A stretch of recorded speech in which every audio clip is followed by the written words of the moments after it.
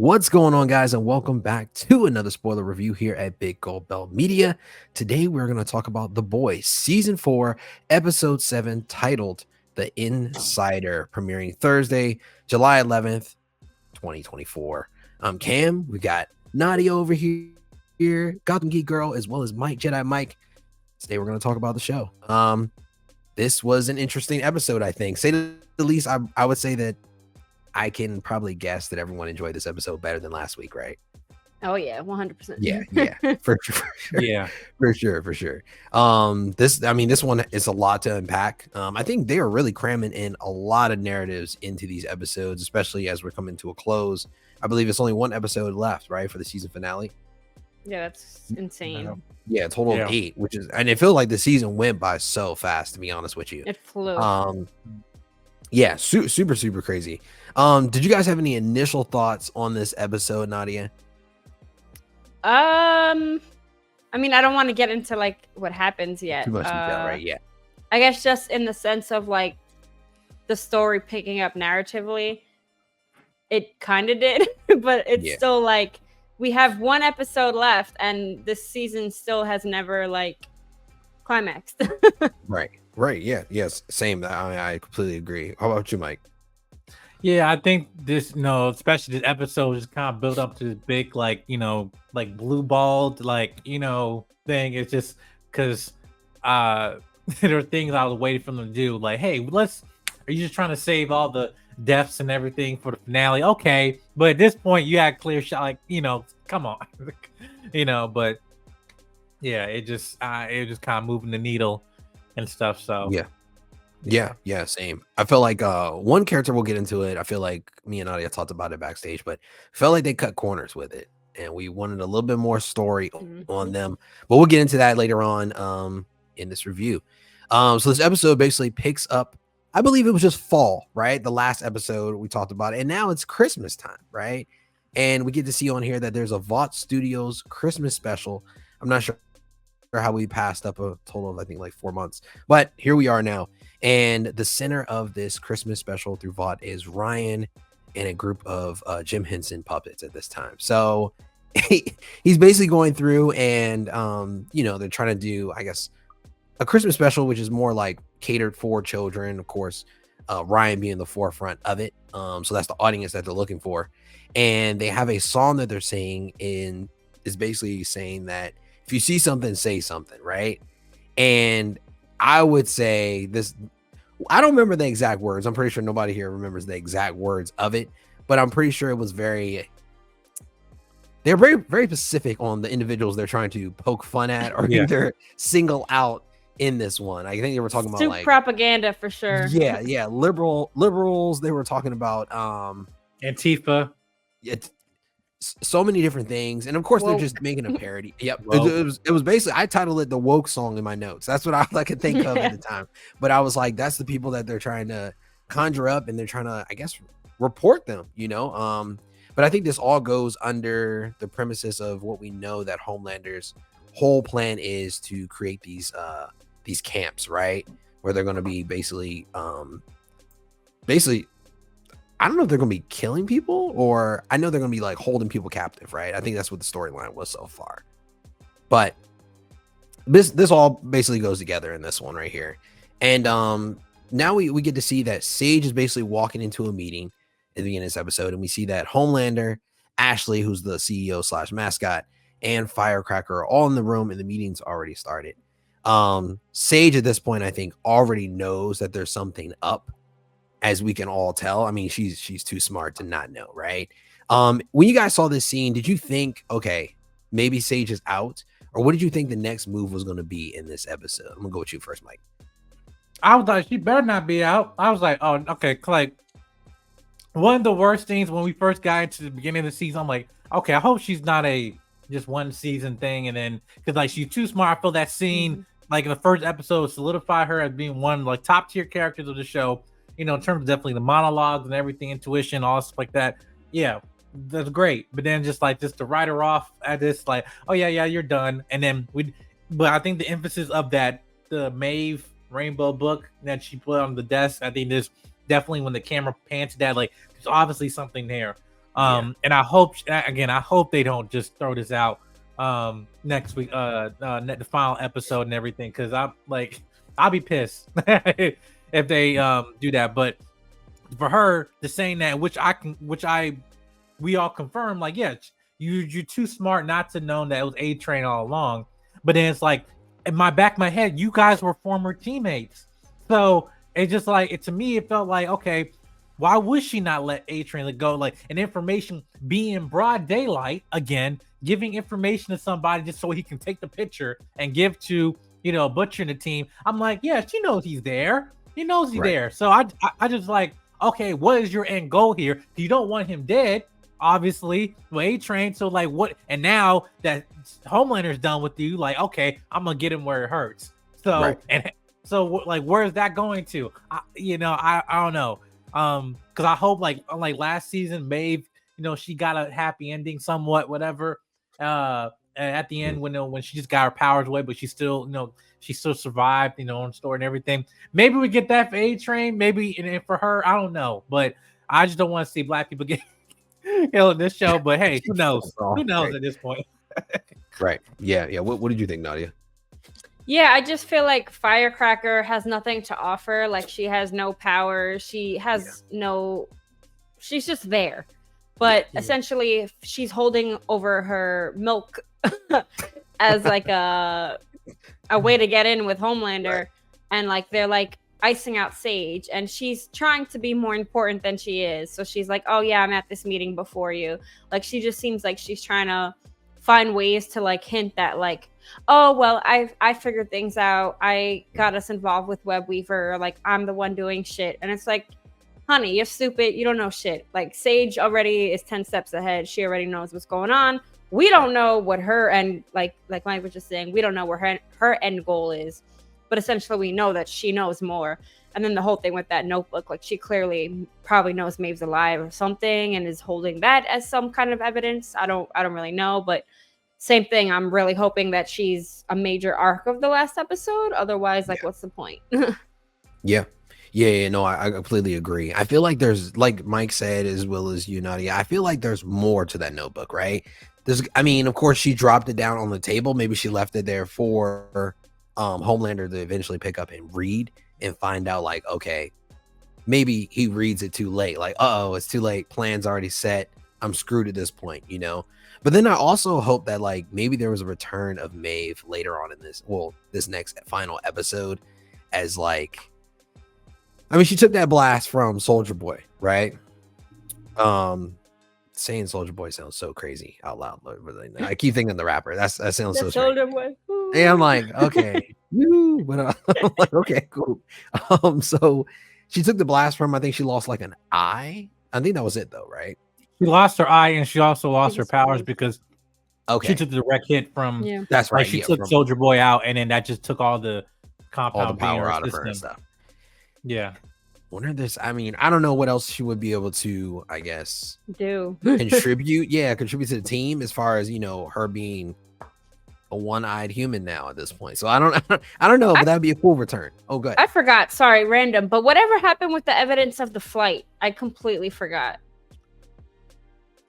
I think they were getting ready to expose that before, right? In an earlier season. I don't remember if that got exposed to the public or not. No, you talking about the flight from season 1? Yeah. No. So the only thing from Gen V was that Maeve had the video, never posted, whatever. And I guess the team had it, but never. At this point, it's irrelevant. But the professor at Kondokan University, whatever, or the head, boss, who died. She, one of her family members is on the plane, but she knew about it, and now the guardians, the kids, whatever, they know that Homelander was the one that took the plane down. So that they're at this point, they're the only people that know about it. But nationwide, no. Yeah, I was like, I forgot what happened with that. Yeah, that's crazy. There's, and then we kind of jump right into, after Sage realizes, okay, they're giving me a cold shoulder. They obviously don't. I guess they don't see me as smart as I thought I was at this point. And we kind of pan over to see what's going on with the Deep at this point. And the Deep has got a lot going on. Okay, I'm not gonna say fishy, but sounds about right. So the Deep is basically reading a story to Ambrosia, right? The octopus, or she's not a squid, she's an octopus, right? Yeah, octopus in the tank inside of his closet, who is his 8 tentacle lover, I guess you can call her. And it seems like he's starting to give her the cold shoulder because now he found somebody that seems to be interested in him, right? Of course, Sage. And she shoots him a text and says, like, hey, I had a hard day. Something in me. So I don't want to give exactly the exact words of what she said, but she said some wild stuff that like she usually does when she gets lobotomized. So of course he makes an excuse with Ambrosia. I gotta go. I'm about to go leave, and that's how we kind of end off with that relationship. But then another relationship picks right up, and of course we get to see Annie finally rekindling something with her mom, who's been ignoring her phone calls. I guess all through this whole entire season, because of course that information was exposed that she had an abortion, and her mom religious beliefs do not believe in abortions. When you saw this dynamic of her mom still bantering her over her decisions, what did you think about it, Nadia? Did you think there was going to be some type of relationship built, or more of a relationship broken between the two of them? I feel like essentially it's like they weren't really that close, but she still wanted a relationship with her mom. Right. And then I think that even if they like don't necessarily agree on things, like she still wants to keep her safe. And even though her mom is being like super like judgmental, she still is like, hey, like you need to believe me. Like this is pretty serious. So she's still just trying to save her mom. Right. What about you, Mike? Yeah, I mean, again, it kind of hit close to home. Whatever could come from the religious background as well, but I understand going back and forth with parent or so with religious belief and stuff like that. But with her specifically with the mother, I'm just like, you're the one that lied about putting compound V in my system and made my dad leave me when I was a child because of this. Like, all of this and everything. You worrying they got kicked out of your Bible study group. Get the heck out of here. At that point, I was kind of just done with that character, her mother, but wish she had some sense of redemption. But yeah, don't hope. Yeah. Yeah. I mean, because essentially this phone call was her reaching out to her mom, not just about, I guess not just rekindling their relationship that was already kind of wonky, but it was kind of expressing to her mom that she needs to kind of get out of town or get from where you're living right now and kind of, I guess, go to a safe house, somewhere safe, because things are about to hit the fan. It's about to get really, really crazy. Knowing that there's a possibility of this virus being out there in the world. And regardless of what side that Annie's on or what side that Homelander's on, somebody's going to win, somebody's going to lose, but it's going to get really, really bad. But doing so in this conversation, she finds out that her uniform for her Starlight costume is actually not destroyed. Hughie decided to pick it up out of the dumpster. We see later on in this episode, it seemed like it might have been some of Hughie's late night fantasies is why he picked it up out of the dumpster. But yeah, I mean, she has this ability to still possibly become Starlight later on. Do you guys still have a hope that we won't see her in the Starlight suit, but hopefully in a new suit? Or do you think she'll just straight be Annie for the rest of the season? What do you think, Mike? No, I think there'll just be a moment for her getting back into the suit just for one last time.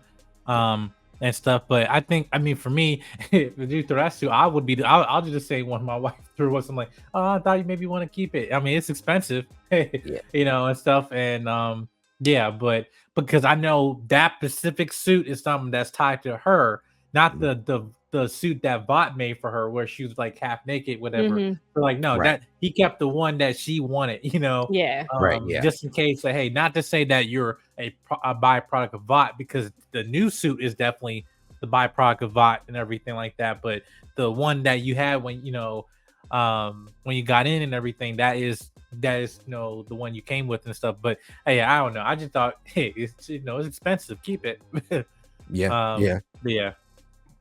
Yeah, it makes sense. What do you think, Nadia? I just hope that essentially what I think is lacking this season is like potential, or just like some kind of like, I guess, like effect of like everything that's been happening, because it's been hinted at that Starfire is like going through something, So I'm hoping that by like this last episode, we find out what it is. Like maybe while we'll get into her situation later, but the predicament that she's in, I'm hoping that that's going to escalate her to like tap into a new like ability, because she's just been lacking. And like before, a few episodes earlier, we saw her like being able to fly a bit and like being able to fly a little longer. So I'm like, all right, where is this leading? Same thing with Firecracker. Where is this leading? I'm tired of a snap. I want to see where it's going.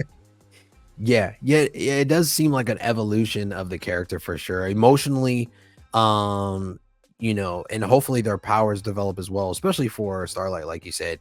Because I think we even seen her kind of just go full light bulb in a room. Super Saiyan for like a second. Like you just see the whole thing start flickering and lights just going crazy. And then there's a sense where she's going through a crisis and she can't use her power. She's having a Spider-Man 2 moment. You know what I'm saying? Like, you know, where she can't figure out how to web. So I'm like, and we get to see Spider-Man in this episode one more time. So look at that, you know, which is crazy. But after figuring out, having the conversation with her mom, we kind of pick up and we see what is the plan with Butcher right now. He basically still reveals that, the team decides to bring him back in. And that seems like the story of this season is that no matter how much we don't want Butcher on the team, we realize we need him at the end of the day because he gets the job done. And even, MM says in this episode, I'm better at doing research. I'm not in the field, because we actually have seen what happened to him his last episode. He started freaking out and having the anxiety attack. But he does reveal that to the team that he still has Samir. And they're kind of shocked because they're like, well, the only thing recovered from Samir was the leg. He's like, yeah, I cut his leg. I cut his leg off. Sorry, guys. Yeah, sorry about that. And the whole time he's having a conversation with the team, Joe Kessler is in his ear saying like, dude, why are you giving up our plans? You're killing us. You're messing this up. But at the same time, he's kind of saving himself from going rogue, I would say, because if you expose the plan to everyone, then there's nothing you can really do to or nothing that Joe can really do to foil everything. We already know what's going to happen in this episode, right? We already saw it. But looking forward, do you think that, Joe is really... what I'm trying to say here? Let me think. So, do you think Joe is really that bad of a person that he's really looking to kill everyone with this virus? Or do you think maybe there's an alternative motive to Joe later on in the season? I'm going to go with Nadia first. I think... for Jeffrey Dean Morgan to be brought into the show, he has to be essentially more than just a voice here and there. I hope we find out more about Joe, like essentially like why he died, how he was involved in Butcher's life, like their previous relationship, why he has such disdain for soups, like why is he so like black and white, like it's either like we kill them or we don't, like he's very like no in between, like you can't have your cake and eat it too. He's basically like, we need to kill the soups. He's like, we need to kill the soups, no questions. So I'm hoping that in this last episode, I mean, we'll get into it later, but with what happens to Butcher, is Joe essentially the new Venom, the new symbiote? Like, is he going to be replacing Butcher in the next episode? And is that going to like escalate the situation further? It's Jeffrey Dean Morgan.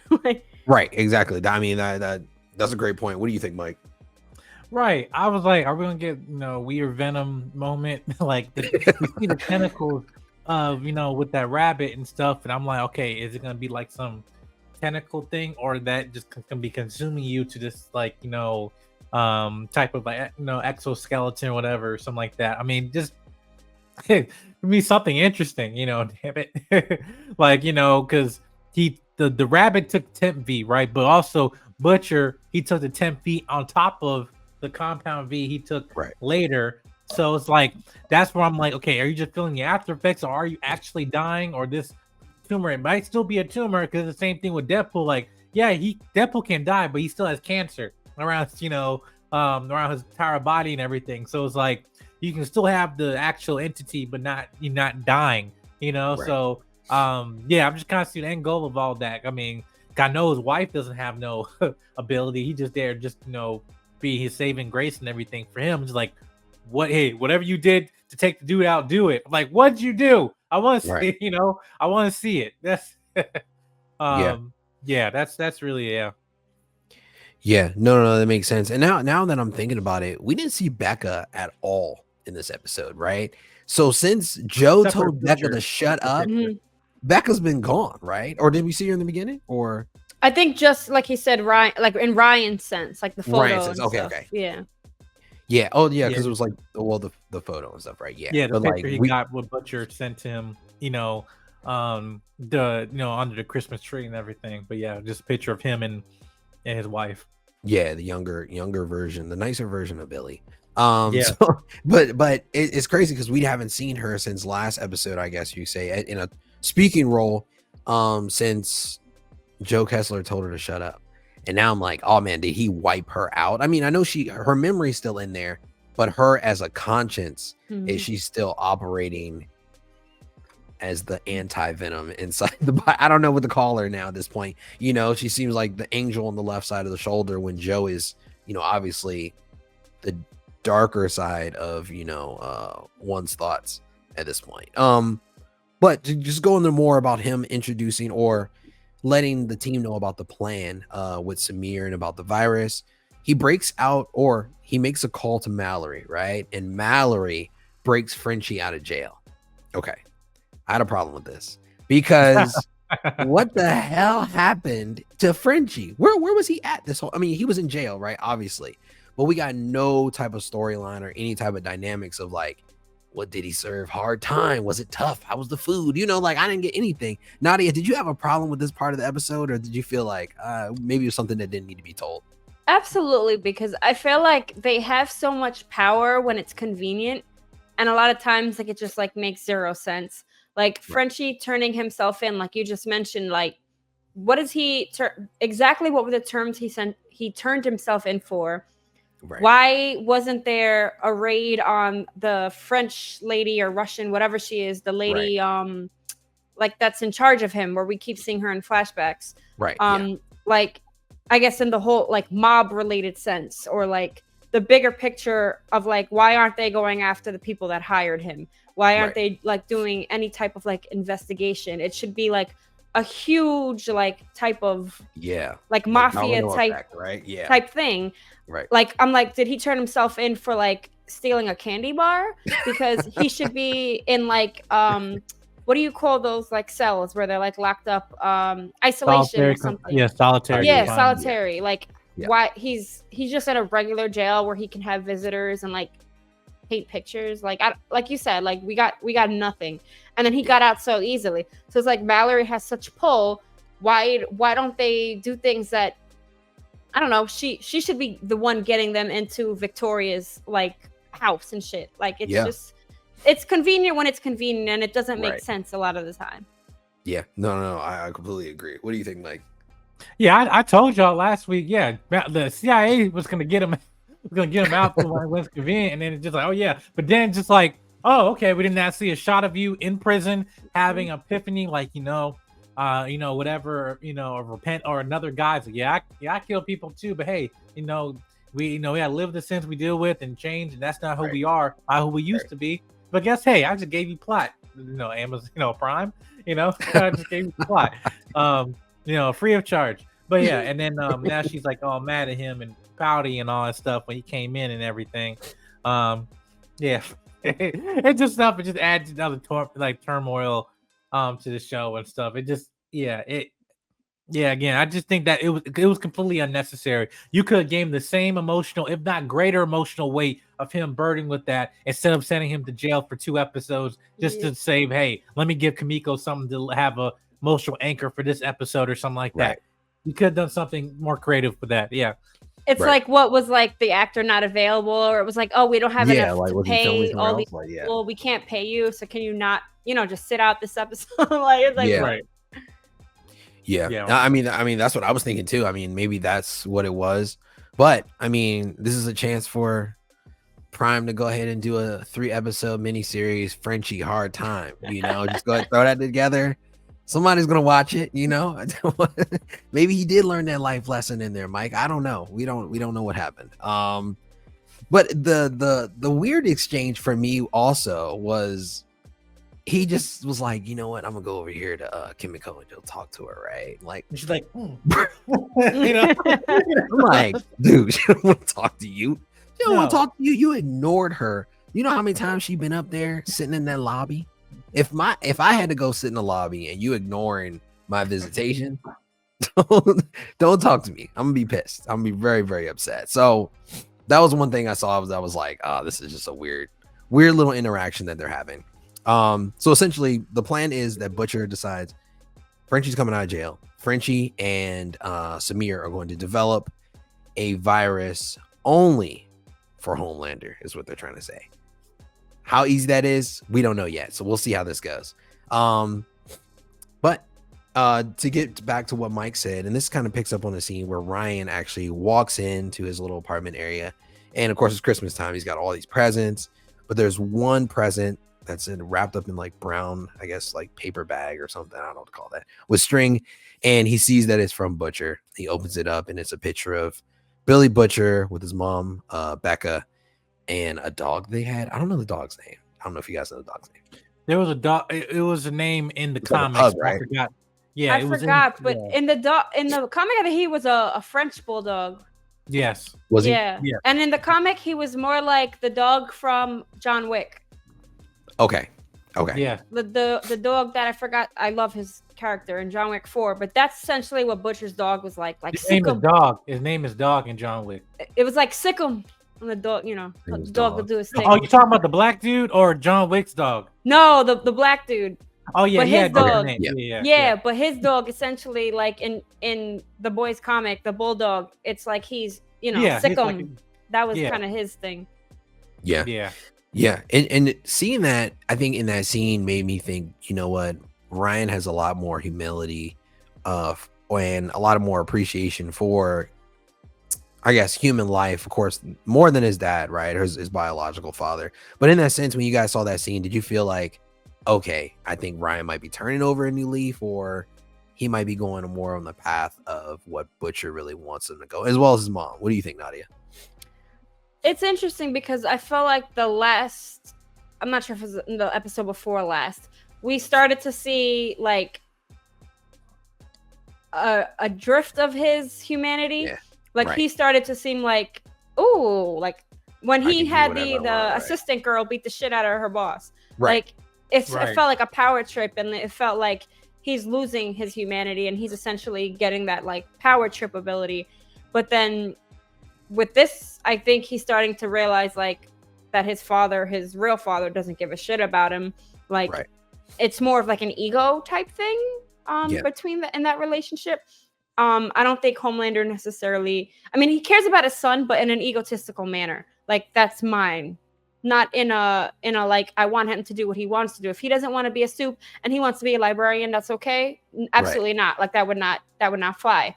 So I think for Ryan, I think he's starting to realize that, like, when his father was like, man the fuck up. Like, he didn't say that, but that's basically what he said to him. Yeah. So he was like, all right, bet. And then he's like, I'm going to do my own thing. And he's starting to realize, like, I love my mom. Like, she took care of me this whole time. She was there for me. And he was starting to see, too, like, how Butcher really did love his mom. And, like, you know, I think he's starting to realize what the Seven does is not really, their values are not what they present. So I think, essentially, he's like, all right, I'm going to do something good for once and use my powers, well, not even, my voice to do something. Yeah, I completely agree. What do you think, Mike? See, I think, okay, you have to see, the scene is parallel to season 3. I think it was episode 2 or 3, where Homelander it was his birthday, and then Starlight, because Starlight, her numbers were up and his was down because the whole Stormfront situation the previous season. And then someone yelled out in the audience, say, hey, your Nazi died, whatever.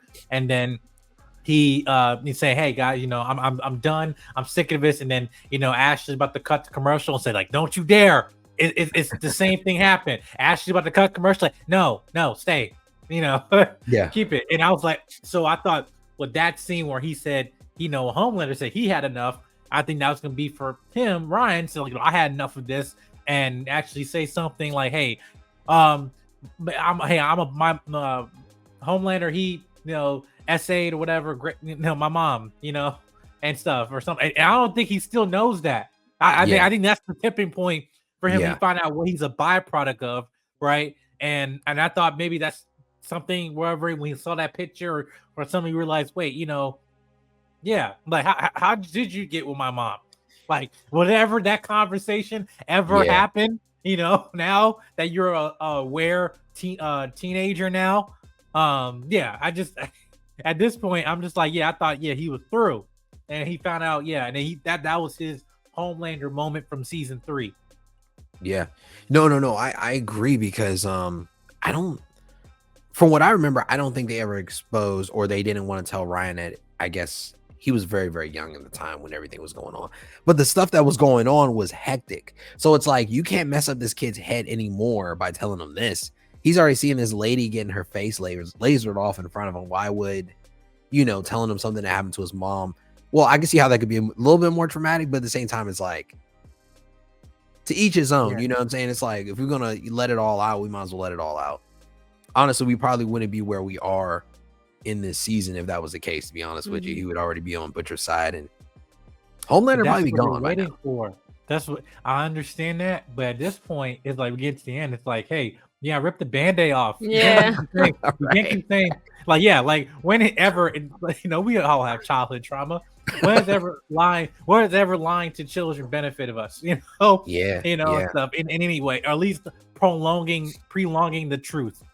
Right. That's another caveat to understand. There's a time and place for everything, but at the same time, like for this particular situation, it's like no, we just forget what you're a byproduct of and keep just push and pull with Homelander and Butcher, and all that stuff. Like no, I'm sick of it, and I believe he's sick of it. The character Ryan is sick of it. So it's like we've seen this whole charade of everything going on, but it also goes back to the previous episode. Where it's kind of like you taking 2 steps forward and 6 steps back because, like, hey, you took amusement of beating the dude, and that's giving the sinister side to you. So was that just for audiences, for us to be like deflect or be actually confused of where this kid is going down in the next season? Okay, I get you that, but at the same time, it's still like even if you're trying to be the good guy, how that's going to help you against Homelander and all that stuff like that? It just. In the position that Ryan's in, everything. Yes, he can be a wild card, but him to say, "Oh yeah, I'm done. I want to be the good guy" and stuff. Like Homelander's not going to allow that, and even then, he's not even to the size to compete with him. So, it's definitely a Mark versus only man type situation, and it would not go good, I think, for Ryan at this point. But like you said, Ryan is definitely questioning things because even when they were doing the little puppet Christmas special, he was even like, yo, why are we doing this? Why are we singing this song? It doesn't make sense. And of course, he received a phone call from his, biological father, Homelander, saying like, yo, I need you to suck it up and just do it. Which kind of sends Ryan not into a spiral, but kind of wanting to go on his own and kind of, have his own voice. He's already said in the previous episode that he really wants to help people.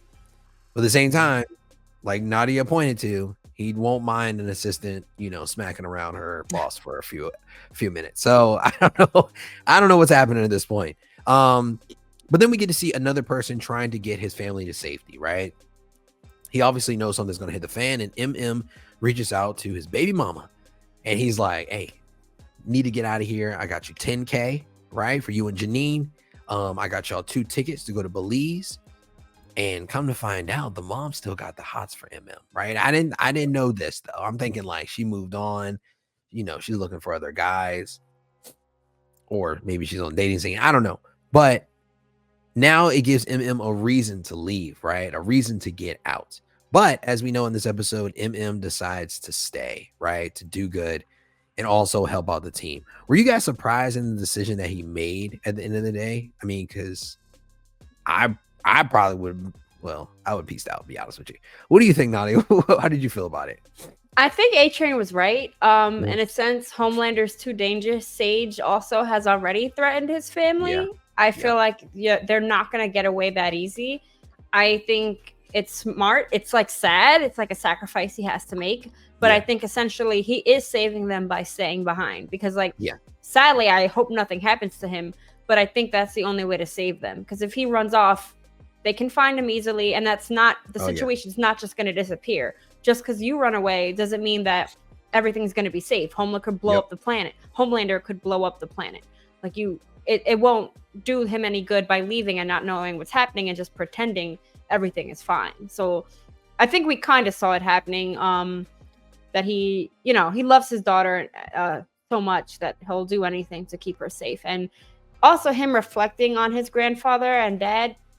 I hope that's not foreshadowing the pattern. Right. But it's also like I think this is what I was born to do kind of thing. Like I have to end this. Maybe it ends with me. Kind of responsibility. Yeah. No, that makes sense. What do you think, Mike? Yeah, no, I wasn't surprised that he made the decision because again, he's still thinking that, well, if I stay, I'm still doing this for my wife and daughter and everything like that. But yeah, I mean, with the mom, I was like, thank you, stop with this BS, like just stop, and stuff like that, right? Because I understand like the unity and everything, like she's on her own finding dating, apps and all that stuff. How is it working for her? Not well, So. Yeah, I was happy that they, got to this, and yet everything she said, she was absolutely right. We can go, but at the same time, it's like they're gonna still find us. And A-Train, what he said was absolutely right. But it's just like I'm really glad to see. I mean, I don't know, just two of the black characters talking, like could really have, and like all the season really seen MF with A-Train and how they kind of have the same, moment, and because of MF's, leverage and everything that he did and stuff, is like, hey, I saved you, but really I got this moment with this kid, and it made me for one moment not hate myself, right? And I was glad to see that type of relationship from them and everything. But now down the road, again, where this gonna go, again, I don't want to be biased and say I just want them to have a happy ending, because I know it's not. But yeah, it just the decision that he made, I was not surprised. I was like, no, man, you're gonna stay, but you're gonna do something. I mean, but if he went and off for the rest of the season, I'm like, all right, cool, go ahead and spend time with your family until you come back for the finale. Yeah, that would be a more heroic, type of thing where it's like he can spend time with family, but then come back for the finale and stuff. But no, he has to stay. All of them have to stay. Yeah. I mean, it makes sense, because if you go, like Nadia said, to where your family is, then Homelander will stop at nothing to track you down. And then you're just putting them in the crossfire, because he will make you watch him kill them before he kills you, most likely. That's just how Homelander is. He wants to ruin you emotionally and then ruin you physically afterwards. Just like himself. So and then also in this episode, we get to see Ashley is struggling over the death of Cameron Coleman, right? And I think in this episode they said that Cameron Coleman died from the flu shot, Mike? They were saying. Yeah, stupid. Wild. With all the punch marks inside of him. That's so wild. So I guess they're not doing autopsy on that one. But Ashley is losing it, and A-Train is basically letting her know, like, yo, you need to button it up, because if you're out here running your mouth and you're drunk throughout work all day, you might end up letting out some information that you're not supposed to.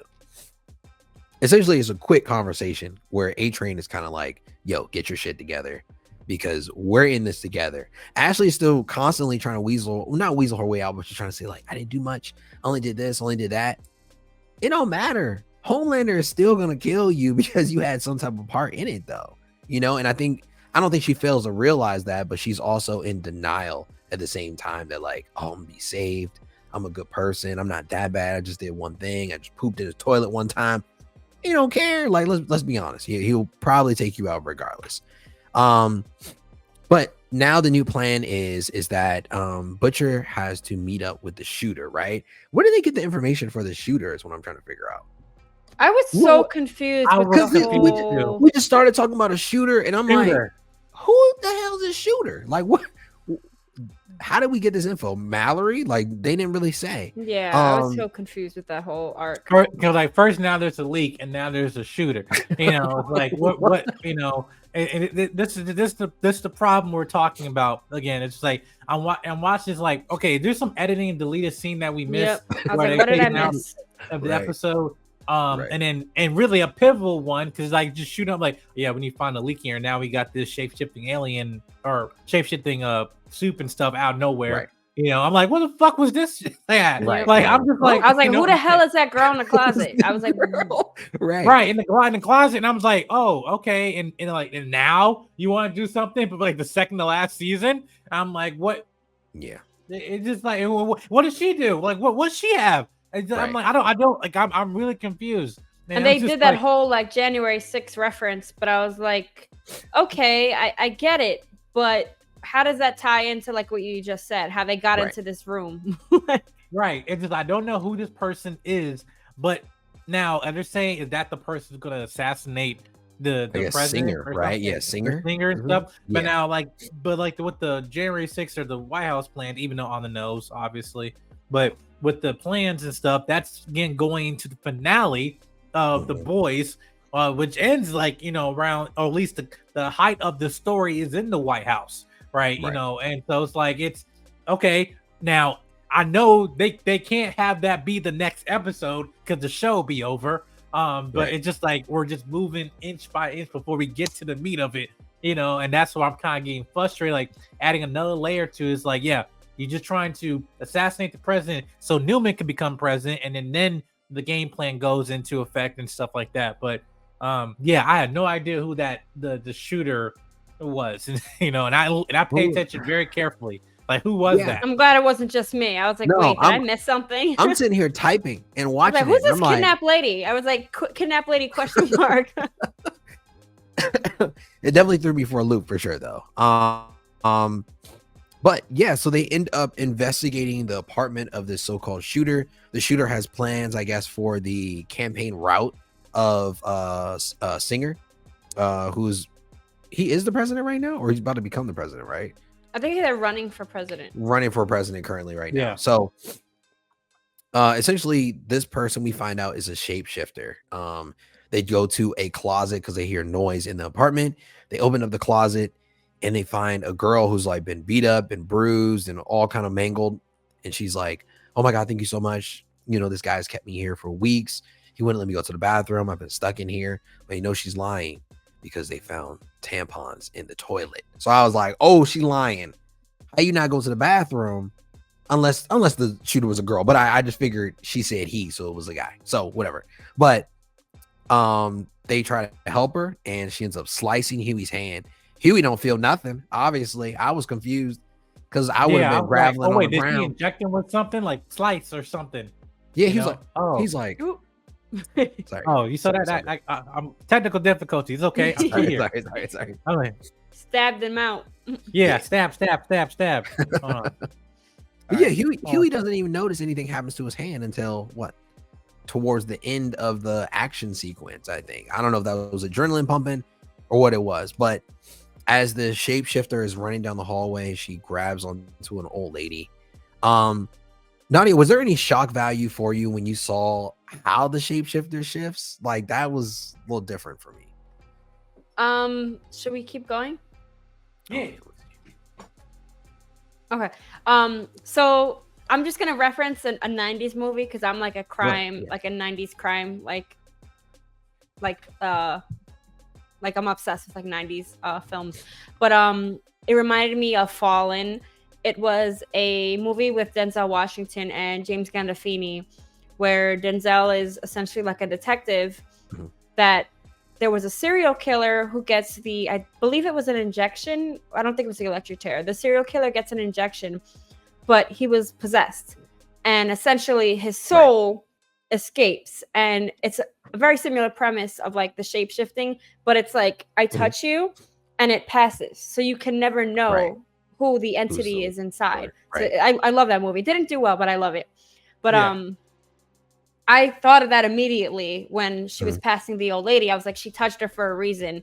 I thought that she was gonna. I had no idea the skin peeling shit was gonna happen. That was so crazy. I was like, oh my God. thought it was gonna stay in the old lady, right? But then I was like, wait a second. That won't make sense because when it passes, the other person goes back to what they were originally doing.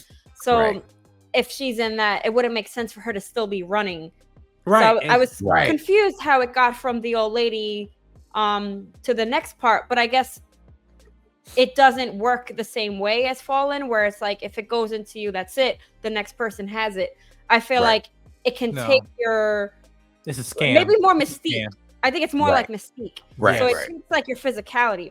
So I think it still was in the entity of the woman that was kidnapped, running and peeling off her skin, but the monster inside maybe can just become the thing. What is the thing? That's where I guess I got a little confused of how like her powers work, because she like ripped her damn skin off. Right. But yeah. I'm guessing she can just tap into anybody and like replicate them in a way. Yeah. So being that Starfire, oh my God, I just said Starfire. Starlight, that Starlight is kidnapped and she's still there and she looked like her. That's more of a Mystique thing. Right. So not necessarily like not necessarily like passing it on, but more of like a Mystique thing. So she can take on any identity, I guess, by touching you.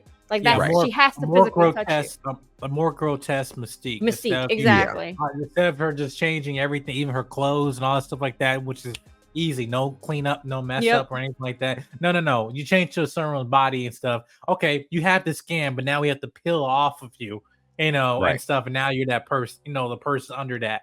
So, Only thing that I was, that I guess I'm a little confused on is if she gets their memories, because the whole interaction with Hughie, I'm like, she has to know like, something, right? Her thoughts or something for it to feel, for him not to be like curious, like you know, confused. And then it just brings me back to the bar scene real quick. Just correct me if I'm wrong. Did she ask Butcher about Kessler before or after the lady took the selfie? It was before. No, it was before. It was before? Before. Okay, yeah. so if it was before, then it makes sense. I was just wondering if she was trying to get they didn't switch. Like that whole interaction, we didn't see that. Yeah. They had the whole conversation, and then the scene cut away, and then after the whole thing at the end, we flash back to it. It was between that scene, whatever. She went to the bathroom, and then that's when she got her. Yeah. Which I thought was wild because like. They were having the conversation, and of course, like, she was asking about who's Kessler because you were asking about Kessler, which we'll get into a little bit. But she kind of just walked away. I didn't know she was going to the bathroom. I didn't know where she was going. She kind of just like, I'm out. I thought she went home for all I knew. Come to find out she's getting replicated and, locked up in super strong chains at this point. But yeah, I mean that whole little scene with the shapeshifter was very interesting. It was very, I don't know. I feel like there's little holes in the episode that doesn't really give us too much detail that we're always like, but what about this? But what about that? That they kind of missed out on. It is what it is, though. I mean, there's nothing we can do about it. Let's be honest. Yeah. But yeah, so Hughie gets sliced up, and they get to the bottom of the steps. They can't find the shapeshifter. And they're like, okay, Hughie, oh my gosh, your hands hurt. You need to go to the doctor. Hughie's like, yeah, I'm gonna go to the doctor. Hughie don't go to the doctor, right? Whoa, the hell? Like, what the? Come on, Hughie. Like you that was a deep cut, bro. Like, I didn't peep if he had a bandage during that bad sex scene. Right. Yeah, that was. Yeah, there's a lot. I got a lot of notes on that one. I was like, come on, what is this? This don't even look like y'all having a good time. Let's be honest here. And for it to be the boys, I was surprised, like I'm surprised it was just like super weird cut and dry. But maybe, who knows what the stipulations are of the actors and actresses, maybe they don't want, too much shown. But I feel like we've seen a lot from the Starlight character, right? Like I feel like as far as it might have been just to like hint that it's like out of character for her. I don't know if they role play, but maybe. Yeah. I mean that would make sense though. But yeah, so A-Train, of course, he pops up, right? And he does see MM with the boarding passes, but we've already kind of gotten past that a little bit now. But we kind of pick back up where Frenchie and Samir are talking about the necessities, right, of the equipment and the things that you need to be able to fabricate this virus. And Frenchie is letting them know, like, hey, you know, I've done all sorts of crazy things and made all sorts of different type of I guess scientific experiments in things that come from a dollar store to the bottom of a dumpster. So there's nothing that we can't create. But we know at this point Samir's got something under his sleeve, right? I mean, there's something strange going on because he's acting very, very, I don't want to say, he's kind of acting kind of suspicious, let's be honest, right? He's being kind of weird. So there's a conversation that now Frenchie is going to get ready to have with Kimiko, and they're basically talking about what's going on between them and why she's not talking to him. Why wouldn't she be talking to him? You know what I'm saying? I mean, well, why would she talk to him, to be honest with you? Because he's been locked up this whole entire time. She ignored him. But we kind of get to see in depth now what happened to Kimiko and kind of more of a backstory, because I think we never knew why she couldn't speak. Nadia, when you got to see the scene or the conversation between them about how she lost her voice, what did you think about it? I think I'm having a bit of a frustration with their handling of Kimiko and Frenchie this season. I'm kind of annoyed because I feel like earlier, like in being introduced to like the boys team, they seemed like more integral, more important. And now I just feel like they're not being fleshed out. I feel like now they're being treated like C-level characters, and they're just using like little fillers. And I feel like they were such badass characters when we were first introduced to them. And I would have expected them to be fleshed out more and maybe give us little hints throughout. But this just feels like they're just pulling it out of their ass. Like, it was like, I wanted some crazy explanation. Like, she got like her throat slit and like she survives. Like, just something. But like, oh, I couldn't scream when I was like fighting somebody, and I was so traumatized by killing her that I can't talk again. I'm just like, I don't know. It didn't sit right with me. And I'm like, for her to still be mute, I would have expected to be that she was the one that almost died.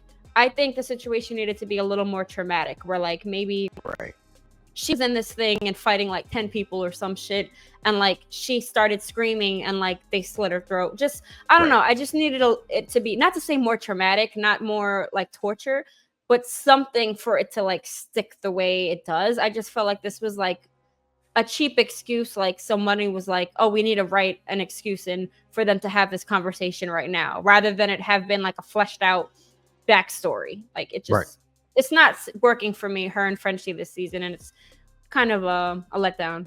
Yeah, I agree. What do you think, Mike? Yeah, everything Nadia said. Yeah, I'm frustrated like with it. It's because it's giving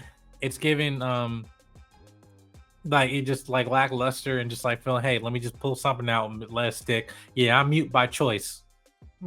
Okay, just like, okay, you could be told me that season 1, 2, not 3. Yeah, like your brother was talking to you, like, you know, you lie to your brother, your brother and all stuff, right.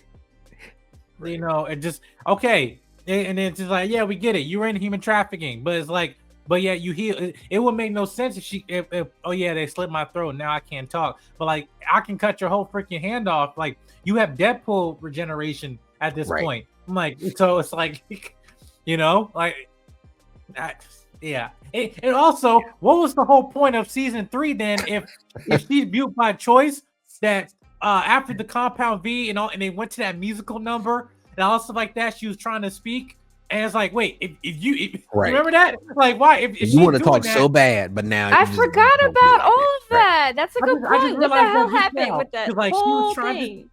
She was trying to speak, but then they went to the whole musical number, and even though it was all in her head, whatever. But I'm like, if you're mute by choice and the compound V was out of your system with stuff, you couldn't just say nothing. Hello, thank you, know, whatever. Yeah. It's just not connecting the dots for me either, to be honest with you. It's kind of wild. It's wild. Go ahead. Sorry. I was going to say the whole tourniquet scene, like, I thought she was going to yell. I wanted something.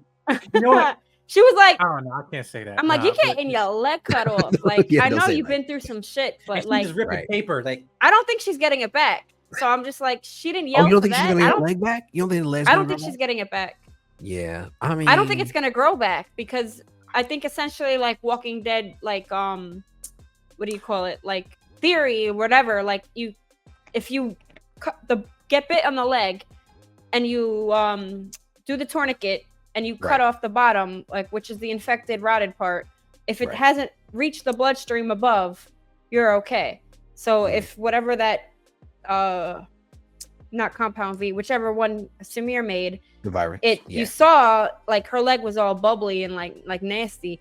Even when it was in the ice, it still looked like that. So that virus is still like contracted in there. It's not going anywhere. So I don't think her leg will heal.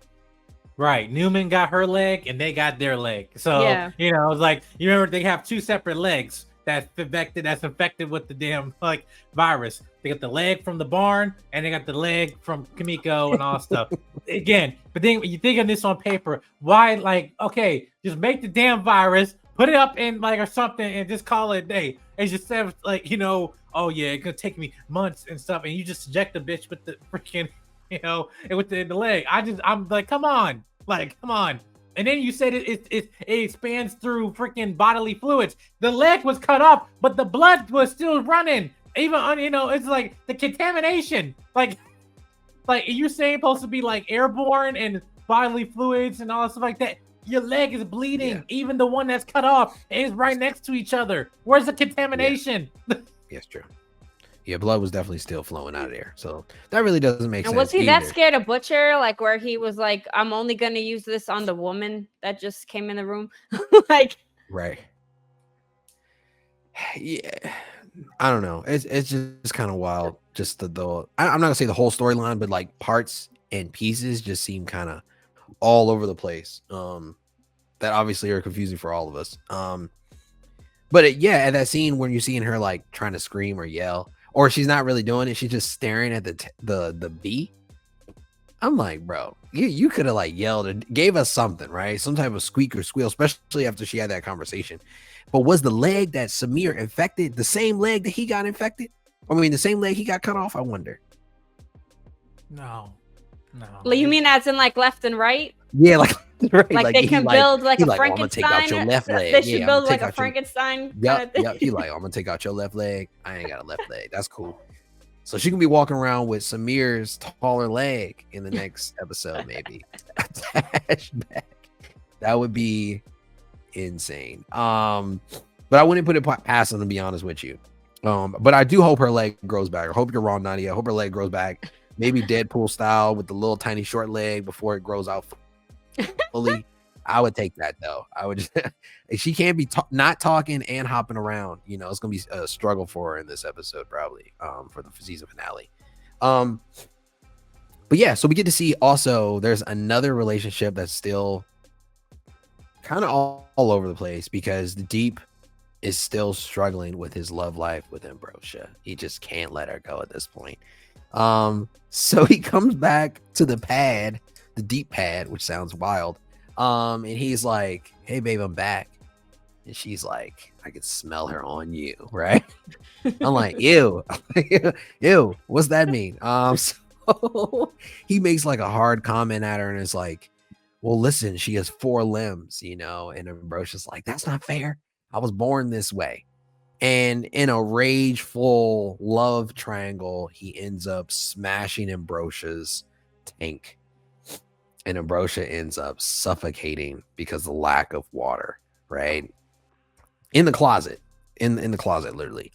Ambrosia died like 3 times, I think, though. Because we kept hearing Ambrosia be like, and she kept dying back and forth, though.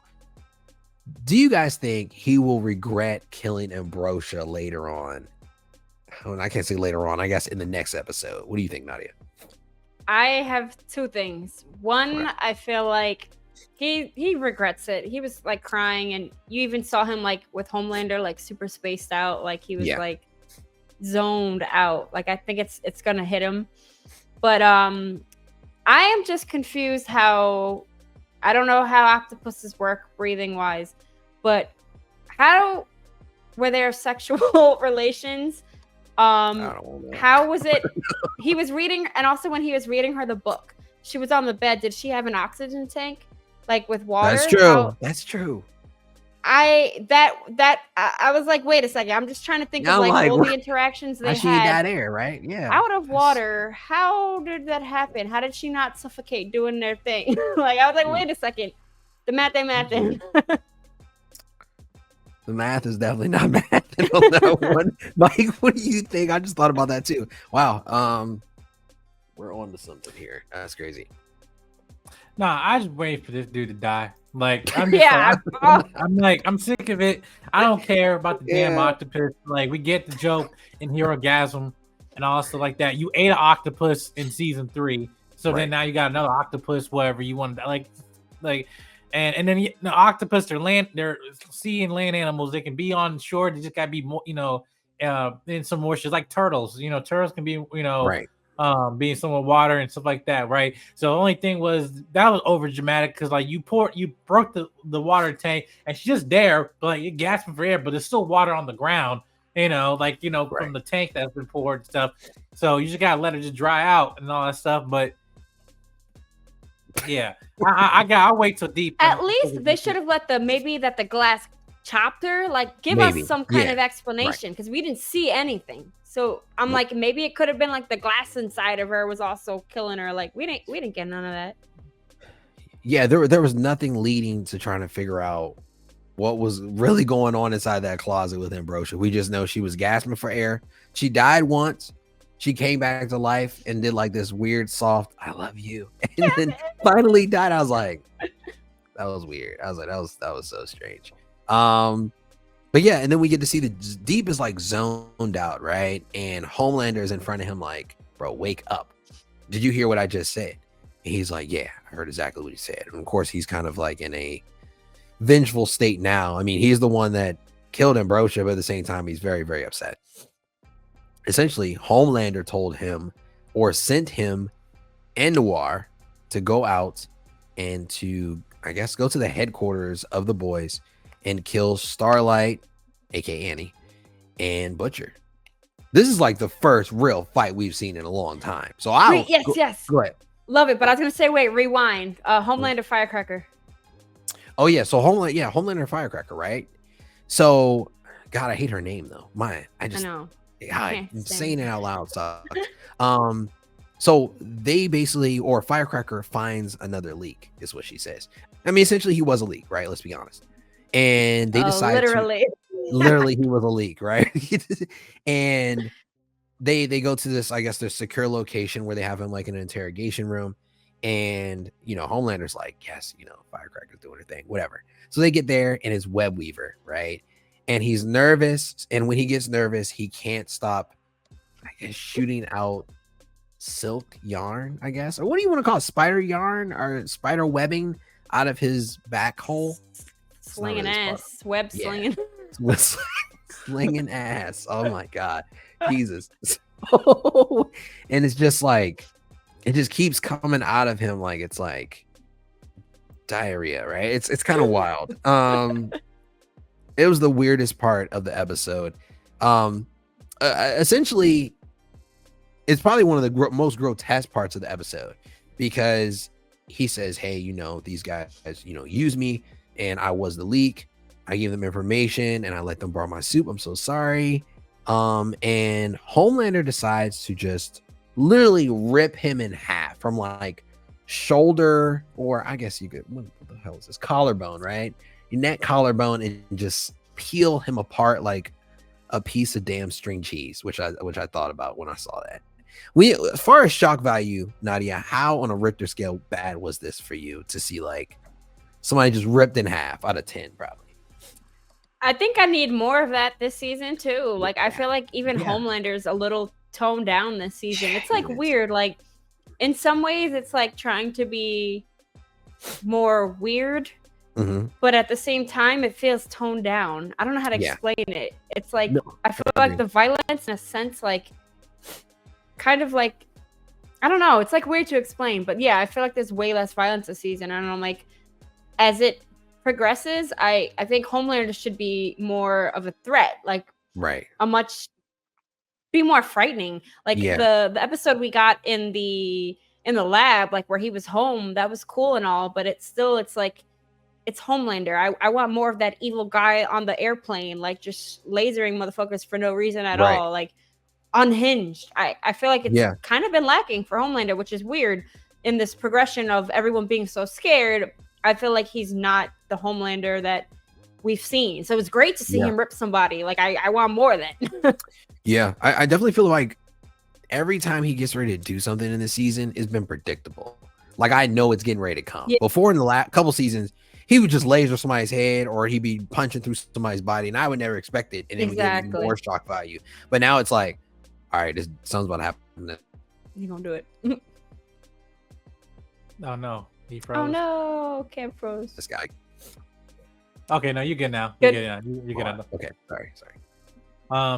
Yeah, no, like it's lukewarm. It's lukewarm this season, and because the buildup of all the previous 3 seasons and stuff, you're thinking like, okay, what's he gonna do next and everything. But then gets to a point where like, okay, now he's done so much to a point when he says something, you have to do it or whatever, and because like you don't know what he's gonna do. Right. But then, like for example, when he killed Black Noir last season, like that's something like I expect from anybody who comes near him, like where he just like. Or what he did with was it Valerie or whatever, the girl from season 1, when he lasered her and everything like that. But like no, that's what I wanted. I at least want to see more of, because like you're getting the whole point of episode 4 is you're getting rid of your humanity. Like exactly. I am done, and I am going, and like I'm messing with. I don't care what the celebrity. I am a god. You guys are all beneath me, and then so. To go back to the titty sucking and all that stuff again. He took 6 steps back, but then all of a sudden now you want to rip people apart and all that stuff. That again, that's what we need to get to. Whereas like, you know what, I'm just killing. Hey, I'm gonna go to Alex's office. Hey, I'm you're fired, but like I'm lasering you right now. You're fired. Like stuff like that. Like going to the next room or going into the the TV station. And you guys bore me. I'm killing all of you. Boom, there. Like that stuff is like that's rational progression of terms of where he is going, but we're not seeing that. Like you already at this point, the tipping point. We expected this to come from season 2 when you were through, but now we're waiting here season 4, and you still haven't broken loose. Like that's where we need to get to. So next, the final episode, we no more lukewarm. Yeah. Like to Mike's point, I feel like he should have just went to the not White House, wherever the guy who's running for president, and just take him out himself. Like I think that's like the level that we need from Homelander right now, and that no one's dying. I think that's a gripe right now, that no one's dead. I think it's just strange that it just seems like Homelander is not a chess player, right? But he was trying to play chess. So it's like if you're brutal and you want to go, unruly and just go, I don't want to say Super Saiyan, but you want to just go off on everybody and take them out, and you're just the top dog. They should have just done it in this episode, or in the season. Matter of fact, it's just it's just not an unhinged version of Homelander that we all thought we were probably going to see. To be honest with you. But then there's another part that's actually leaked before we get into the super fight. We get to figure out where Hughie went, right? Because obviously Hughie did not get his hand fixed. But he reveals, or he didn't reveal, but we get to see him show up at Victoria Newman's house. I wasn't confused about why he is trying to it seems like he's still trying to save Victoria, right? Or either trying to bring her onto his side, but he's trying to do it in a sense where he's like, hey, I'm gonna blackmail you, or let me see if I have some type of leverage over you so that you just come to our side, because I realize you're not really a bad person. Did you get the same sense, Nadia, when you saw this scene, or did you feel like Victoria really isn't as good as people kind of make her out to be? I agree, but I think a couple episodes ago we kind of talked about this, like how it's a little conflicting, like people's like motivations and understanding what teams people are on. Like, right.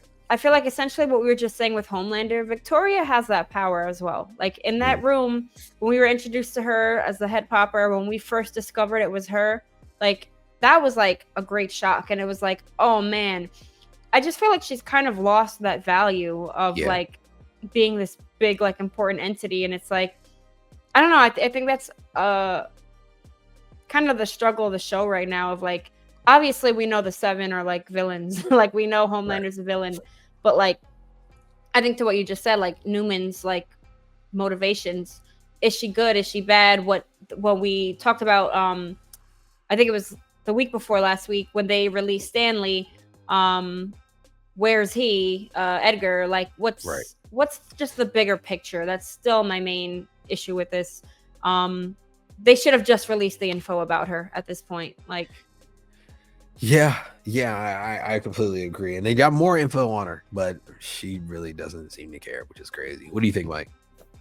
Yeah, a character like her, in terms of her ability, shouldn't exist in this show. Only because it now caused the question, like, oh, you're so afraid. If you wanted to get rid of Homelander, you would have done it already. Right. And you can't keep going on. Oh, I can kill you, but the politics of it all, I can't. Because the leverage and all that. No, you're afraid of Homelander. You don't want, be around Homelander. You can kill him if you want to, unless there's one scene, I think, that in the barn from season 3. Where like they had like a little truce, whatever, to give the daughter Compound V, but say, hey, you can blow up my head if you want to, but like while he had her by the neck and everything, but like I'm not going to kill you because we're at a freaking rally right now, like this, the things right now. But at this point in this stage, like if she wanted to do it, she would have done it. But at the same time, do I think she's a bad person? No, I think that she's, as we see even from Gen V. Yeah, she's a byproduct of, going through the system and everything, foster kid. I think she does care about, even though she hates, what's her name? Stan Edgar, but that's still her dad. And then even then, the fact to save now, like, yeah, I had a bad childhood, but you're still my dad, whatever. And also, I still have love for you, even though you turn against me. But hey, I trained you to do that. So it's like I'm playing all sides. And I think that relationship that from at the end of season 2 to season 3 of him trying to get contain soups on and the good route, whatever, Hughie actually meant that, and I don't believe she was giving a facade other than her name wasn't where her actual name was and stuff. I think that you do see the personality of her, who she is, and stuff like that. But I think you see her face, like, it gets to a point. I get become president, but yet Homelander is gonna go jump in terms of the seat of that and all that. So again, I don't see where her trajectory is going to go, especially if it comes to her daughter too. And then what happens when like you find out, because the baby daddy left and she's kind of, where'd he go? I thought the knock on the door was him hopping like, hey, today I'm alive, I'm alive. And then she's like, okay, I'm popping everybody today. Right. Exactly.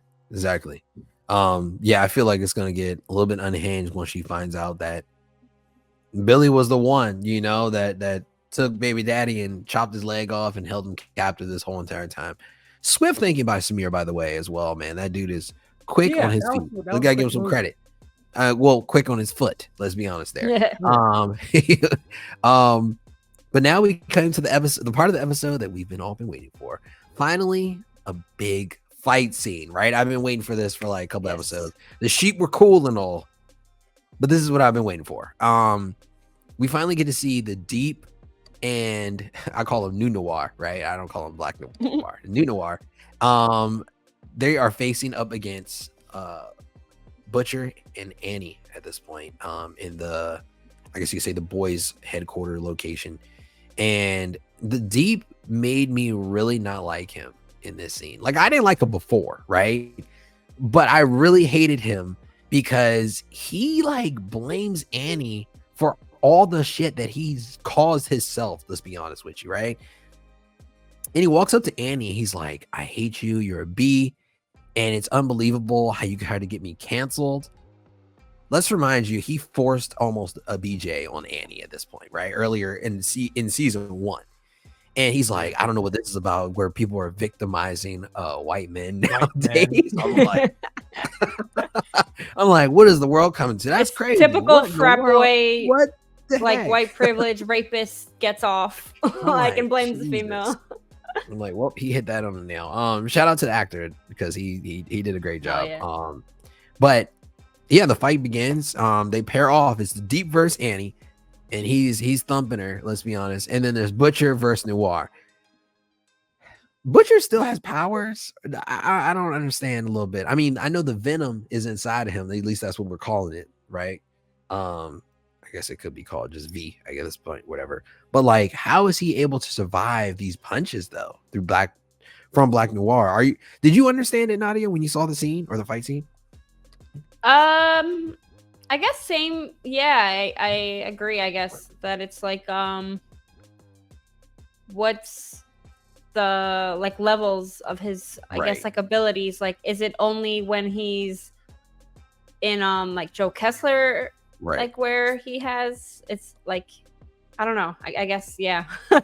Yeah, it threw me off, to be honest with you, Mike. Did you understand it at all, or did you think like?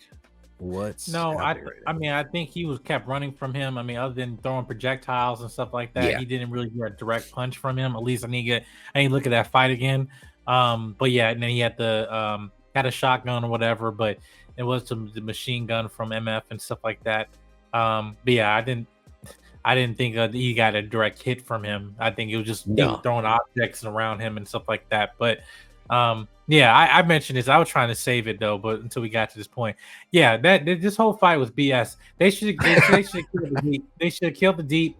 Yes, Black Noir. I get whatever. I mean, but it's like, oh, we can't get him. And then that's the thing. But wait, I think it was Butcher was the one that said not to kill the Deep, whatever. Like, yo, we gotta go because. Yeah, like what? Was it Butcher or MF? I mean, I think it was MF. MF. Okay. Yeah, but I was like, you have Butcher like and not even trying to kill the Deep, and I was like, this was his point. Like, yeah, you have no saving grace. F you, I don't apologize, Annie, and all stuff like that. And, okay, this is a fight. Who should kill him? Annie. Yeah, of course. It should be the one who's day one started, right? Yeah, he should. And then all of a sudden the A-Train came in. I'm like, hold on, you took Blue Hawk and dragged him down the street and everything, and instantly killed. You mean telling me you can't take these people and just drag them, and just or something, or can't phase to take them through no road. There's no road here, maybe. Or whatever. I don't know. I'm just like, yeah, it was just, yeah, come on, like you had it. Just that, and then they come back out from the Vought Tower and both Noir and Deep and just doing this. I'm like, y'all should be freaking. At least the Deep should have just been dead. I'm like, come on. What? I thought they were gonna pull a Falcon and Winter Soldier and like shield them up. Yeah, I thought so too. I mean, she had the weight, right? The weight was in her hand. She hit him on the face, but it was like. I think that should have been the moment he died. To be honest. Yeah, he definitely should have took the ultimate L. I think the funniest part in this scene though is when like Butcher was like shooting Black Noir, and he falls asleep. And he's like, motherfucker got narcolepsy.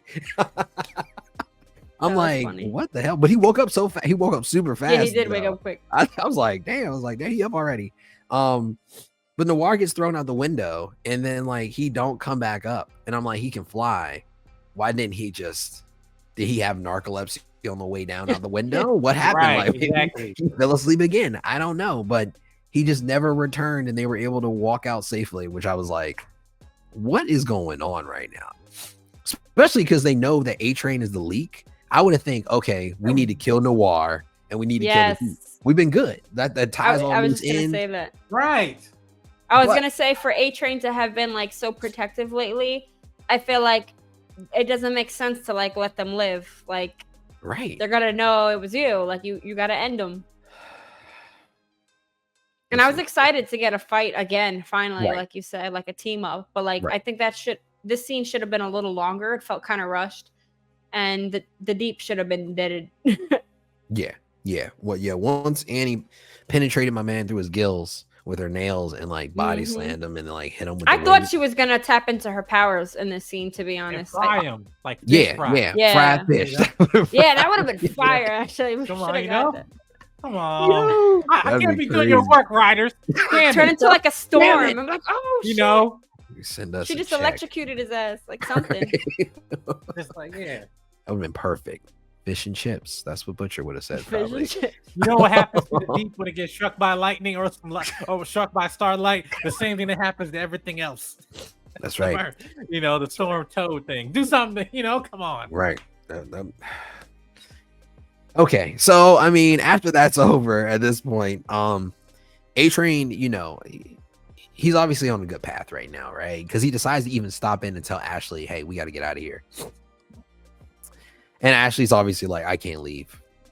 She has nothing but Vought. This is where she is, and this is where she's going to stay. And most likely, this is probably where she's going to die. Let's be honest. And we get to see this weird photo of Ashley in Florence, Italy, right?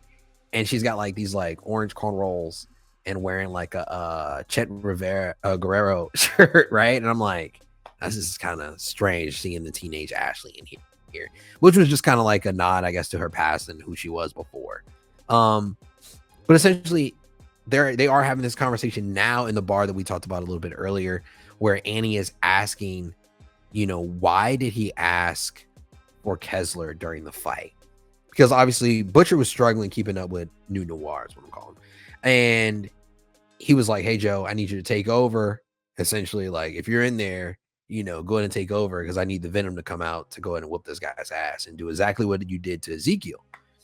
And Annie caught on to it. I'm not sure how she heard this during the fight. Let's be honest, because she was dealing with her own stuff.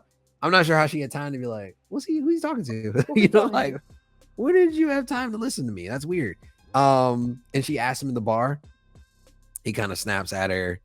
She kind of just walks off. And then this is the point where we know that Annie gets taken.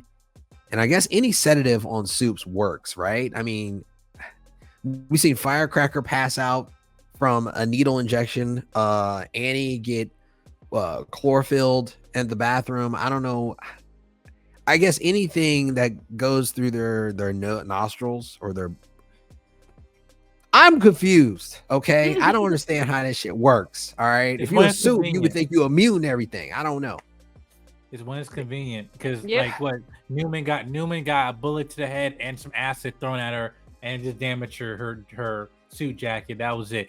But then, Firecracker, we could just put a needle in and stuff. We can shoot, the what's the name? Sage and stuff. Yeah. And apparently, okay, also her wound was healed though. So I don't think you actually have healing. You said you can shoot me in the body, whatever, and I'm dead. But you shoot me in the head, like, my brain regenerates, but you still have a freaking hole there, right? Right. Like, what I mean? It doesn't heal you, just your brain should be straight, right? But no, it was perfectly fine. So I don't know, so there's a lot. My God. So at this point, Homelander finds out that A-Train was the leak, right? And he's like, A-Train, why would you do this to me? He's super sad. And it's weird because Firecracker was like, she said something about like, his kind is very uppity, or she said something like that. I didn't catch the whole thing. Yeah, here you go. She said the same thing to Sage. I said, I have to go again. I said, oh shit. And then Sage comes in while they're having this meeting and reveals that she knew A-Train was the leak this whole entire time. She reveals that this was all part of her plan, but you guys should have waited for the process to take its toll, right? Because I feel like she had more that it was going to lead to in the end. As we talked about earlier, do we think, I'm just going to throw this out for a prediction, maybe, possibly, do we think Sage is going to flip and change sides now that she's kind of been booted out? What do you think, Nadia? I still want to know what her damn plan is because we still never found out.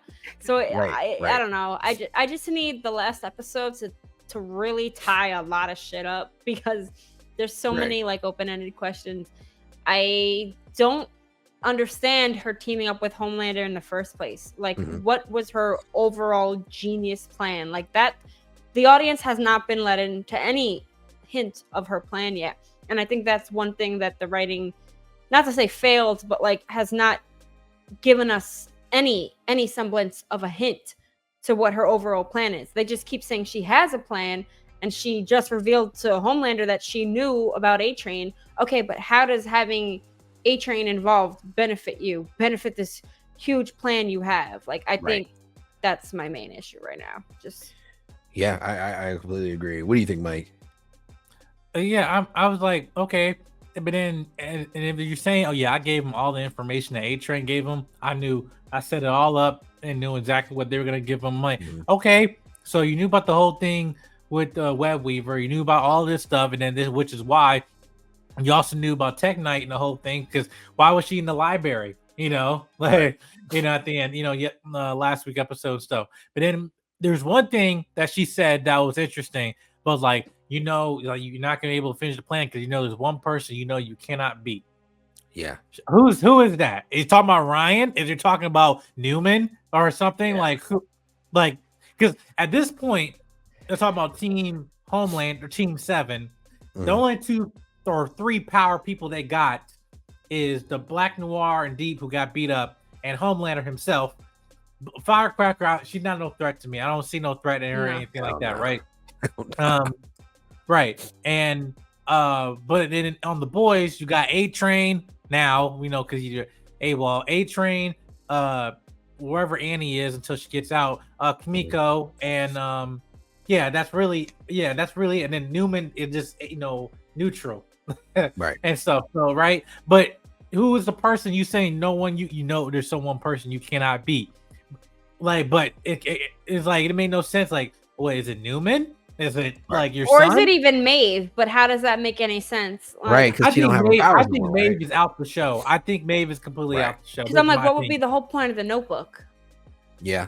I don't know. Or Soldier Boy? I don't know. He's on ice. He's on ice. And did she get that book in the library or in? No, I think she. Wait, no, she didn't. The first time we ever see her have that book was when they brought the news anchor to kill him, Cameron. Yep. That was the only time we saw. She showed it with Tech Knight. When she was in the library, she was just reading the book. That was it, But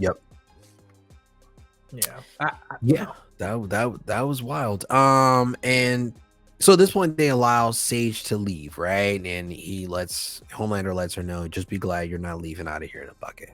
She's like, all right, well, I'm going back to my little house to go eat my Taco Bell and read books or whatever. So she gets ready to leave, and there's this like weird scene where we see the Deep and Noir like limping through the hallway, right? And all they're saying to each other is bro.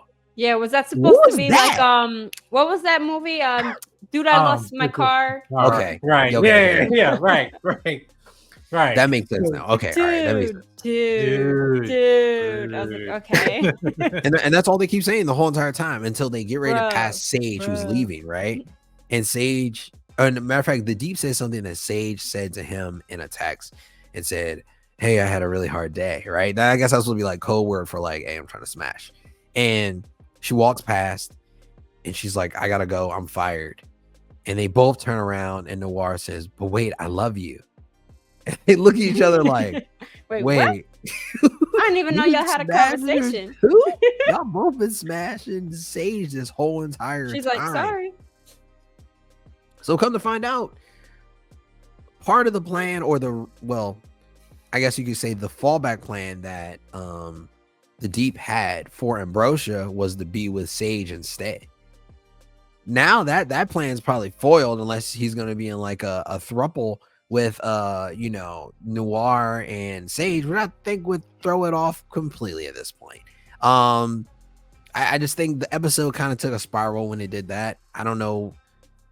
I think now it's even more of a reason for Sage to go on the other side because she doesn't want to have to deal with being in whatever situation that is that they're having right now.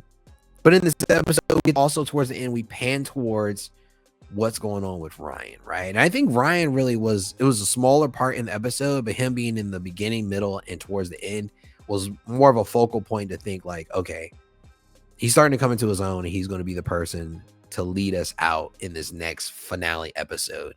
We get to see him who's finally receiving this phone call from his dad that's saying, hey, you got to suck it up. You got to do this little puppet stupid show for the Christmas special and get it over with. And Ryan is not comfortable with the message that it's delivering. So he decides to stop the camera and kind of speak to the people from his heart and tell them how his mom felt about Christmas and what the season meant to him and how he's still, I guess you could say he's still contemplating on who he wants to be based on the things that he's told by Butcher.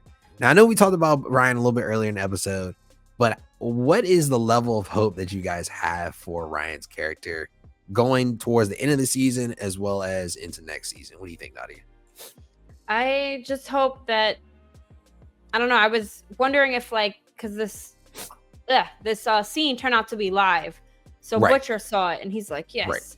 So I'm wondering if I thought he was gonna send a message out, to Butcher, some kind of message, but he cut himself off instead of saying what he originally wanted to say. I'm curious what that was, what he would have revealed or he could have revealed. But yeah, I'm hoping that him and Butcher will, rekindle their father-son relationship, and Ryan will maybe have some kind of way to help them take out Homelander, but I don't think he's powerful enough to do it. Just wondering how they're gonna use him. Maybe Homelander, and I don't know if it's cliche, but Homelander might flip and hold Ryan against Butcher because he probably doesn't even really care about his son. I could see something like that happening. Yeah, I could definitely see that happening too. What do you think, Mike? Yeah, I just hope that again that was the confirmation he needs. I'm not killing him. I can't. It was that was the point where, for the other darker side of him to see no, this is the reason why. No, I'm just gonna do the right thing and everything, and just trying to get Homelander and stuff like that. But again, it'd probably be a moment where, let's say, he lashes out and the kid and then Jeffrey D. Morgan see, I told you. Yeah, he's just like him. So just a setup or whatever. But yeah, again, I just hope this is another way of him getting off of Homelander's leash and everything, so the way that finale could just be Homelander's only focus on himself, and that's it. And whatever, and then get all the help they can get with Ryan and all that. I just don't know. I'm very intrigued what we're gonna see next, the final episode and stuff like that. But again, I'm not saying I'm expecting to be disappointed, but I'm expecting to be rushed, because I don't see where being wrapping up, because this entire season I felt we just moved the plot by 2 inches. I agree. Yeah. It felt like a filler season. Oh yeah, for sure. And I mean, in a sense, Butcher gave Ryan the present of seeing a picture of his mom and Billy together, but then Butcher this whole entire time has been battling what Kessler is saying, hey, the kid is good. I know he's got good in him. And he finally got to see a reason why he has faith in the kid, is literally his words, when Ryan decides to not speak the truth, like Nadia said, he cut himself off, but he did decide to go off script and really speak from the heart, though. But the final scene that we get to see on here in this episode is Hughie finally tells Annie, or decides to come clean about what happened and where he was, why his hand is not fixed correctly, and who he went to go see. He went to go see Vicky, or Victoria Newman. And in doing so, in this conversation, we see that Starlight decides to come out in her uniform. The original uniform, not the weird one with the high boots and the fluffy hair, which is kind of super 80s weird. Comes out in the, I guess I call it the good girl outfit. I thought it was cool. And she says something I know you always fantasize about me being in this outfit. And they start to get a little physical, where they do get physical in this scene. Trashiest sex scene I've ever seen in my life. I was not happy. It wasn't Game of Thrones. Okay. I can tell you that right now. All right. And it seemed very, very awkward, but Nadia, like you alluded to, maybe it was supposed to be awkward because we come to find out this isn't Starlight. Whoever this is, we're going to say the shapeshifter took over Starlight's form, had sex with Hughie, put that man to bed. Okay. He was knocked out.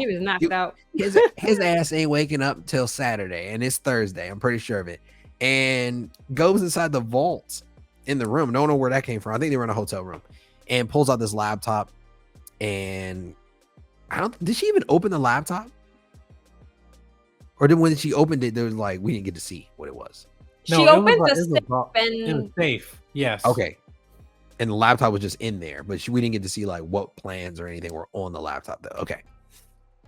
And then we cut back and we see that the real Annie is actually locked up in some warehouse. I don't know really where she was. It was just like a weird abandoned room with windows, obviously some abandoned building, and she's chained up to the concrete floor, and she's trying to get out and she can't. So that makes us think that, and it shows us the bathroom scene where Annie was actually captured. How do you guys see Annie getting out of this situation? It ain't looking good. Nadia, what do you think?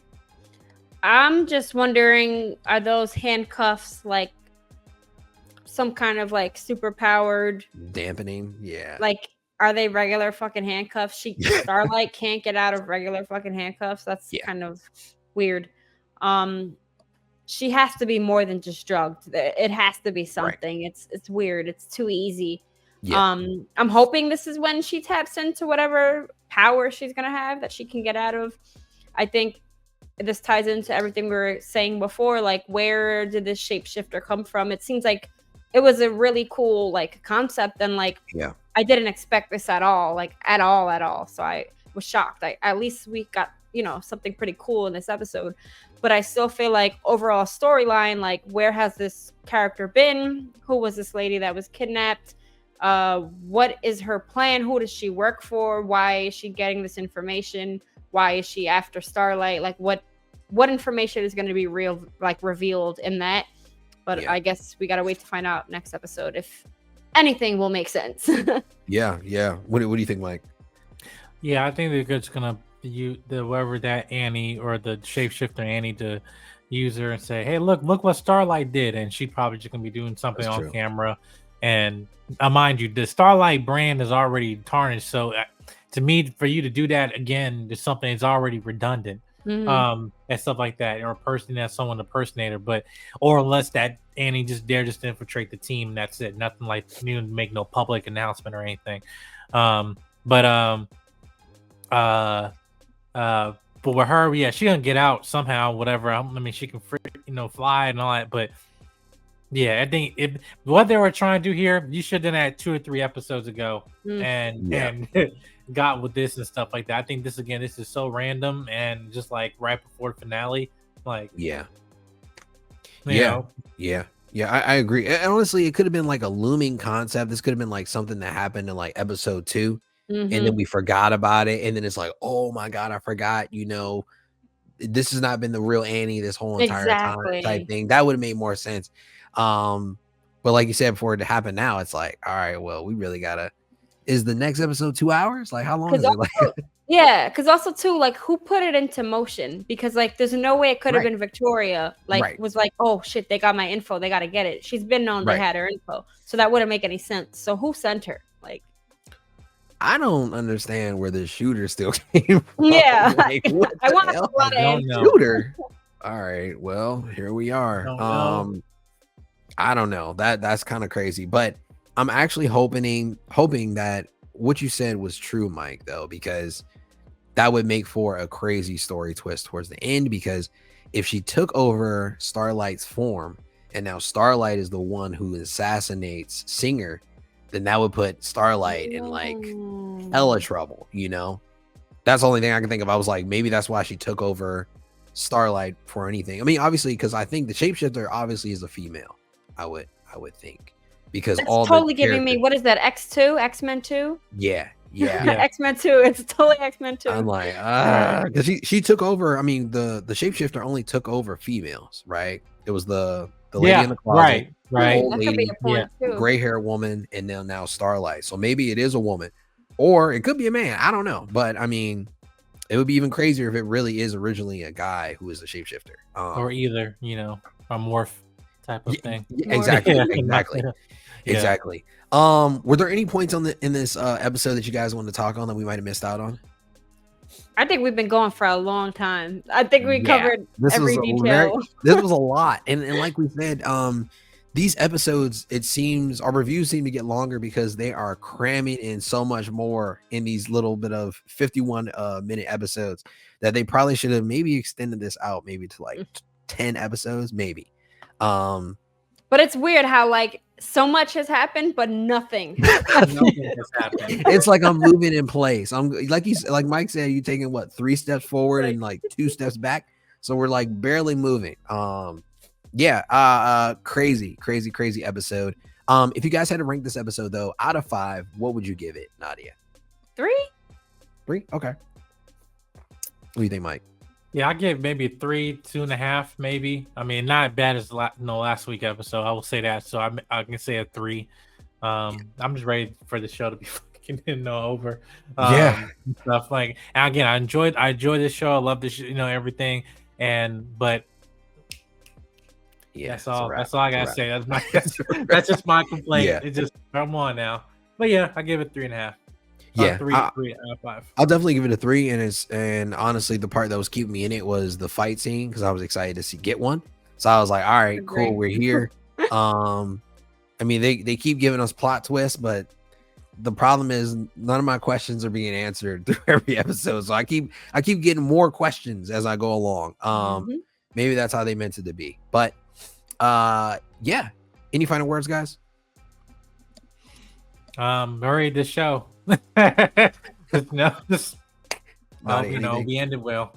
I want the show to go out with a bang. I feel like it was so like, I don't know. I don't want to use the word progressive, but like when it first came out, it was like, bro, like holy shit, you have to watch this show. Like, oh my god, like everyone watch it now. And this season, I'm like, if we weren't reviewing it, honestly, I'd be like, I'll watch it another time. There's other things to watch. And I never thought I would get to that point with The Boys. But I just feel like Mike just said, we got to wrap it up. Honestly, we're getting one more season. Like this next episode better like blow our minds because it's, I don't want to say I'm giving up on it because I won't give up on it. But it's at that point where I'm like, all right, guys, this story needs to make sense. Please give me a great ending. Go out with a bang. Like be that show that like everyone fell in love with. Yeah. Same. Please let Stan Edgar actually be like a version of Magneto the next episode or something. Give me something I need like that. Like he's stronger than Homelander and it can take him out this whole time. It's kind of weird that both this and Invincible season 2 are kind of having the same issue of like, okay, not only the timing of releasing of episodes and stuff that hinder Invincible, but also just with the story is like, hey, come on, let's, I'm gonna wait, how much of the story have we actually got through and stuff, So yeah, it's weird because like it's a year or two, like 2 ago, or like almost like 3 years ago, like the Boys and Invincible beating everything. Oh yeah, right. But Prime, hey, get your act together. Yeah, guys. So everybody at home, make sure you check out The Boys season 4, episode 7, titled "The Insider," premiering Thursday, July 11th, only on Prime. Everybody at home, make sure you check out Big Old Bell Media for new content that we drop on a week-to-week basis, and make sure you check out our personal links down bottom. Until next time, peace.